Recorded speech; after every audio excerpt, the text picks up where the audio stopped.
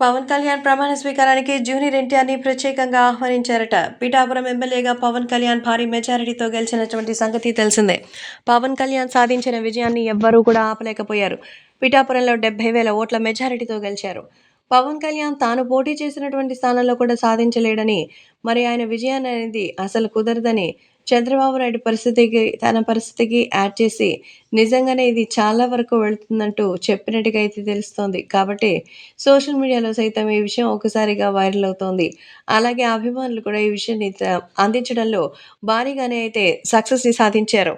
పవన్ కళ్యాణ్ కోసం స్టూడియోకి పవన్ కళ్యాణ్ కోసం పోలింగ్ బూత్‌కు వచ్చి ఓటు వేశారు. అలా పోటీ చేసిన పవన్ కళ్యాణ్ 21 నియోజకవర్గాల్లో భారీగా విజయం సాధించారు. ఇప్పుడు పవన్ కళ్యాణ్‌కి మంత్రి పదవి కూడా దక్కే అవకాశం ఉందని సమాచారం. కేంద్ర మంత్రివర్గంలో మరి హోమ్ మినిస్టర్‌గాను, అలాగే ఇక్కడ ఇతరులుగా కూడా భారీగా గెలిచినట్టుగా తెలుస్తోంది. అందుకే మరి ప్రమాణ స్వీకారోత్సవానికి జూనియర్ ఎన్టీఆర్‌ని ఆహ్వానించారు.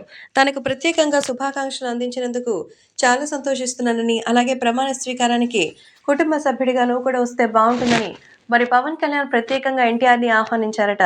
పవన్ కళ్యాణ్ ఆహ్వానం మేరకు పిఠాపురం ఎమ్మెల్యే గారి ప్రమాణ స్వీకారానికి ఎన్టీఆర్ వెళ్తారా అనేది ఇప్పుడు అందరూ ఎంతో ఆసక్తిగా ఎదురుచూస్తున్నారు.